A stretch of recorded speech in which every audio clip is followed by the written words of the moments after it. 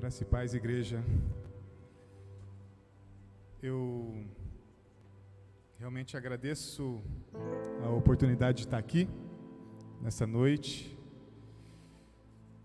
para falar um pouquinho das maravilhas e as misericórdias de Deus, né, que Ele tem feito em nossas vidas. E mesmo com tantos anos aqui já na igreja, ainda me ronda um sentimento de que não sou digno de estar aqui com nesse púlpito, com o microfone. Mas eu sei que Deus é fiel, Ele é misericordioso, para que, apesar de mim, a palavra dEle seja proferida no nome santo e poderoso de Jesus Cristo. Amém? Eu queria orar antes da gente começar aqui, do jeitinho que você está mesmo. Senhor Deus, obrigado, Paizinho, obrigado porque o Senhor tem nos dado esse dom da vida. Em meio a tantas dificuldades, Paizinho, nós temos que te louvar e agradecer por tudo mesmo, em especial por esse dom maravilhoso que é a vida que o Senhor nos dá. Que hoje realmente, Paizinho, seja uma noite de bênçãos e que eu seja instrumento mesmo para abençoar a sua comunidade, a sua igreja, e seja bênção em todos aqueles que estão em casa também ouvindo essa palavra. Assim oramos e pedimos em nome de Jesus. Amém e amém. Gente, hoje vai ser como uma das quintas-feiras, nas quintas da Vitória de antigamente. Quem tem mais tempo aqui de casa, né? Tem um pouquinho mais de cabelo branco que nem eu, né? Você vai lembrar das quintas de Vitória, onde a gente estava sempre sendo estimulado e sempre falávamos um testemunho, né? E eu falo isso, né, com um olhar grato pelo passado, né, que empurrou a gente de vitória em vitória até o dia de hoje aqui. Amém? Porque aquele homem ali, que ontem aniversariou pela segunda vez neste ano, como todos os anos, né? Eu cumprimentei no primeiro aniversário, o segundo eu deixei passar, né? Ele me convidou, eu dei uma enrolada nele, né? Até falei assim: pastor, você sabe que eu estou te enrolando, né? Ele falou assim: eu sei, mas amém, vamos falar. Vou ter que ir lá no púlpito. E então, como nessas quintas antigas, eu vou dar um testemunho, falar um pouquinho da palavra, porque eu estava pensando o que eu poderia falar quando a minha esposa, aquela japonesa bonita que está ali com o celular, ela falou assim: amor, dá um testemunho. E hoje, mais do que em qualquer outro tempo que eu tenha vivido, eu tenho 46 anos, né?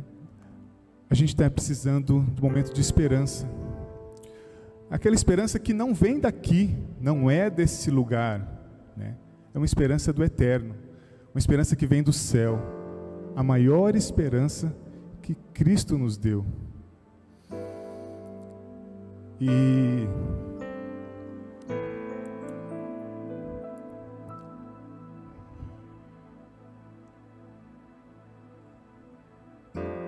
esses tempos difíceis que nós estamos passando, onde perdemos queridos,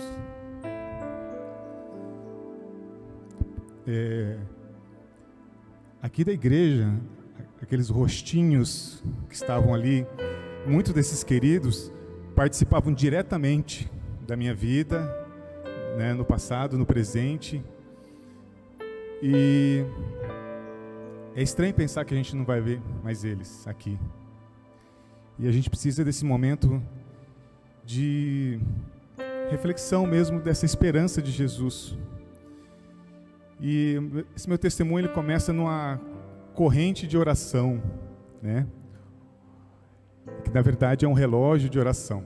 que é um relógio de oração? Eu vou falar, porque minha mãezinha, beijo mãe, deve estar assistindo esse culto, e provavelmente não sabe, que relógio de oração é quando as pessoas ficam determinadas, né, ficam compromissadas, naquele horáriozinho, né, tá orando por um determinado, por algo, né?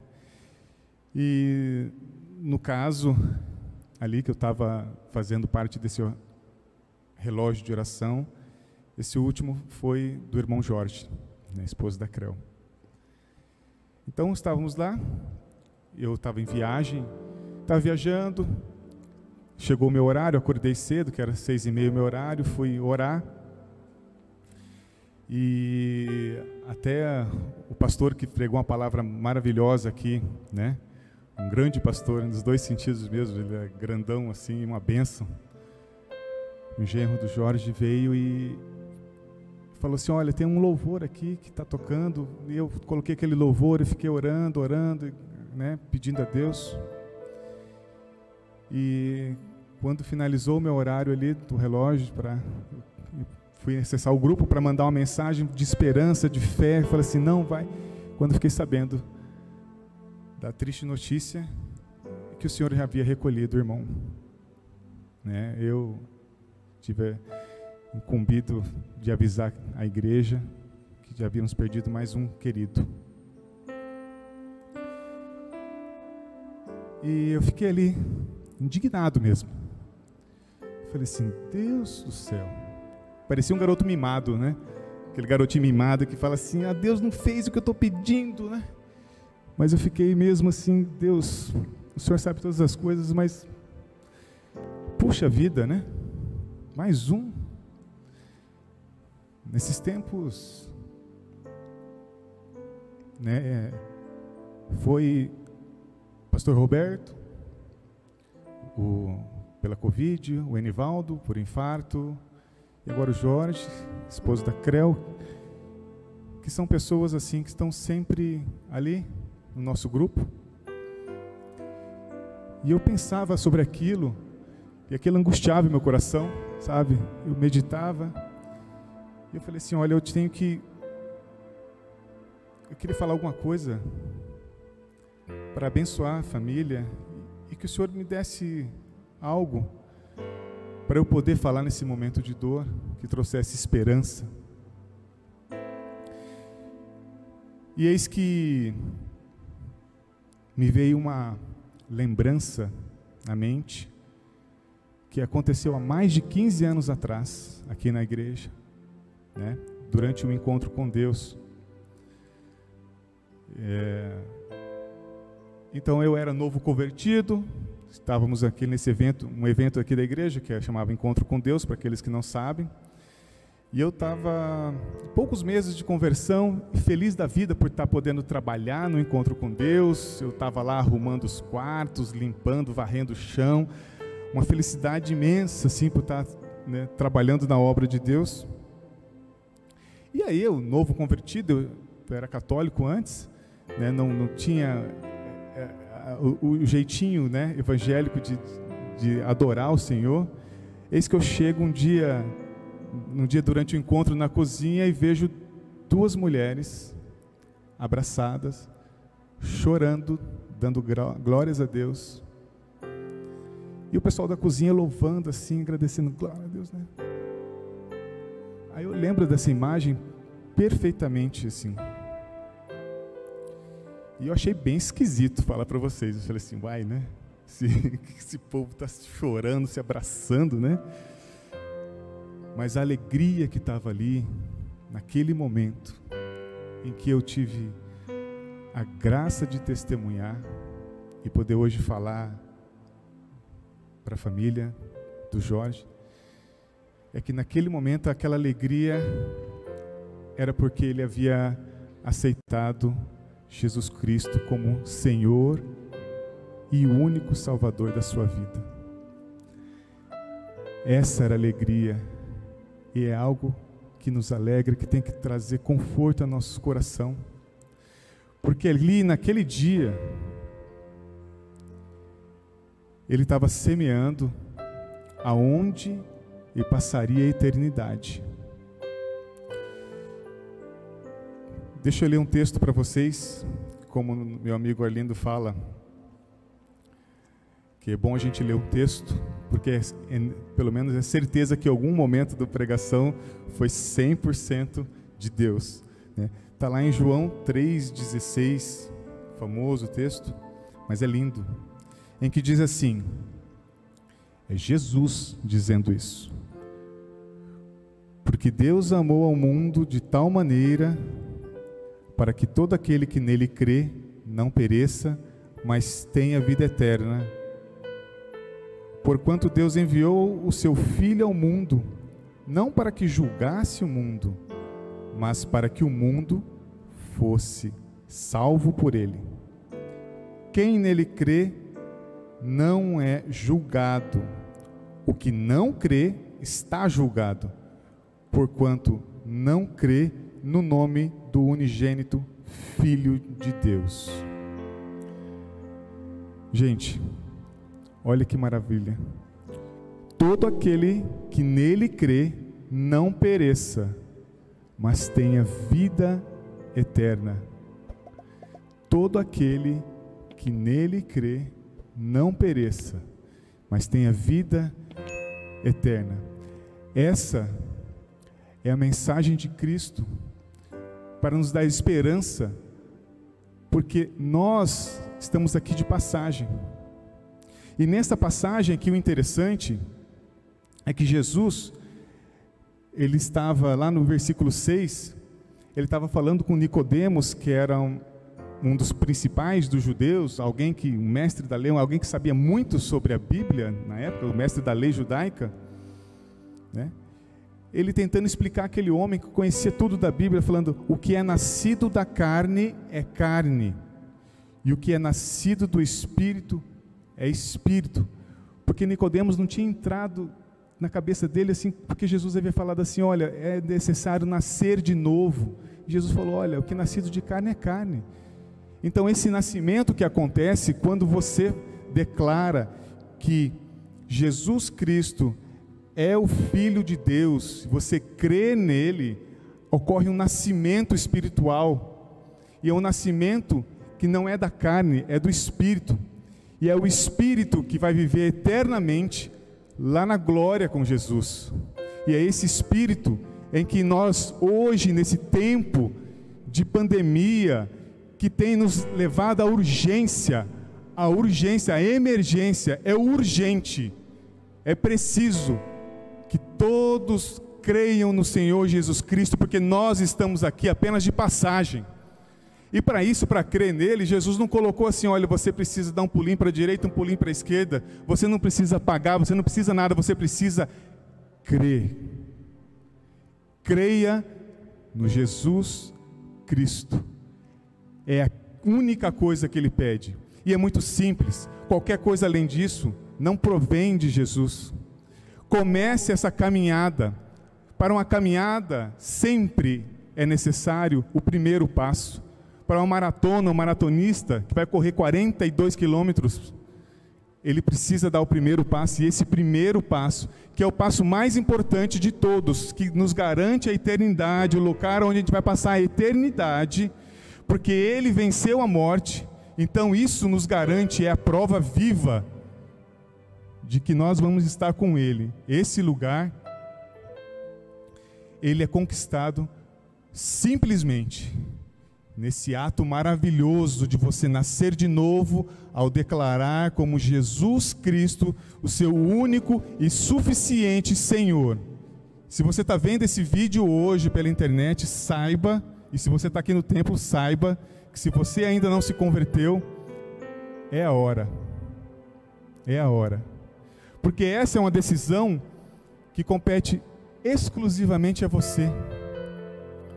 Deus nos deu esse livre-arbítrio para decidir isso. Muitas outras coisas a gente não decide, né? Como, por exemplo, quem são os nossos pais, né? A gente não decidiu quem seriam os nossos pais, quando a gente ia nascer. É isso, a gente não pode decidir.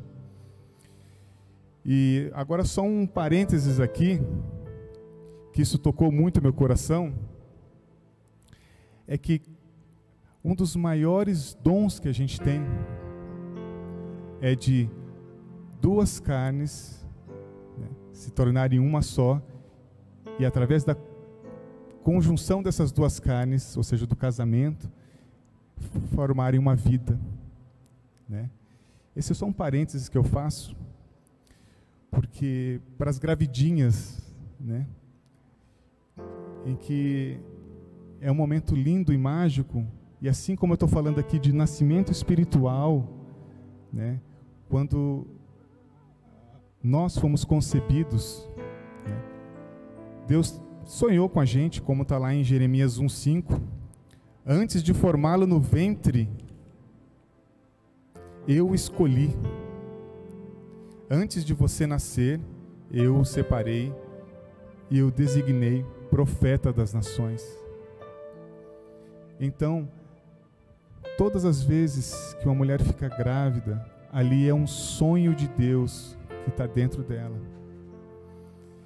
E esse sonho, né, que repousa dentro do ventre da mulher, independentemente das circunstâncias em que foi concebido, esse é um projeto de Deus, em que Deus dá a vida, põe a vida, nasce uma vida. E espiritualmente, o jeito de nós nascermos é confessarmos o Senhor Jesus Cristo como Senhor, único e suficiente Senhor e Salvador. Outras decisões que também a gente toma durante o dia, muitas vezes a gente acha que como destino. Eu tomei a decisão, por exemplo, de há mais de 20 anos atrás, vir aqui para Rondônia, depois de formado lá no Paraná, que eu falava que era paranaense de coração, agora eu sou rondoniense de coração, que eu tenho mais tempo aqui do que onde eu cresci. Eu escolhi vir para Rondônia, eu escolhi vir para cá, isso foi uma escolha minha. Agora o destino,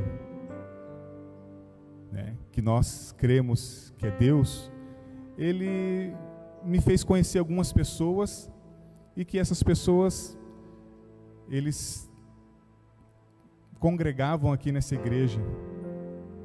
Isso eu não escolhi. Eu escolhi aceitar um convite para entrar por aquela porta aqui e conhecer essa igreja, né, que já era nesse templo. E eu lembro que depois de ter vindo aqui na primeira vez, eu briguei com esses meus amigos, porque eu falei assim, como é que vocês vão contar minha vida para o pastor?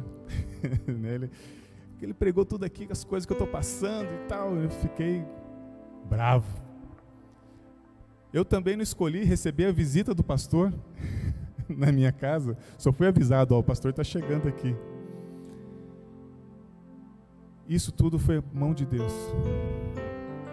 Mas o que eu escolhi, num dia, ali naquele cantinho ali, é que Jesus Cristo seria o único e suficiente Senhor da minha vida. Eu dou graças a Deus por isso, porque em meio a tanta tristeza, esse é o primeiro passo para uma vida plena. E a vida mais plena que teve aqui na face da terra foi a vida de Jesus. E se a gente pegar a vida de Jesus, o tempo que ele passou aqui nessa plenitude do amor, porque ele estava com Deus e ele era Deus, nós vemos que ele passou por muito sofrimento. Então essa vida plena, essa vida em abundância que Jesus nos promete, nos fala, passa também pelo sofrimento, passa também pelas dores, passa pelo Calvário, passa por momentos de angústia, de tristeza, de choro, mas ela termina na glória junto ao Pai, amém? Então, Eu convido você que está aí vendo esse vídeo, ou você que está aqui dentro da igreja, que ainda não aceitou Jesus como seu Senhor e suficiente Salvador, que aí, do jeitinho que você está, repita essas palavras comigo. Eu queria que a igreja se colocasse em pé.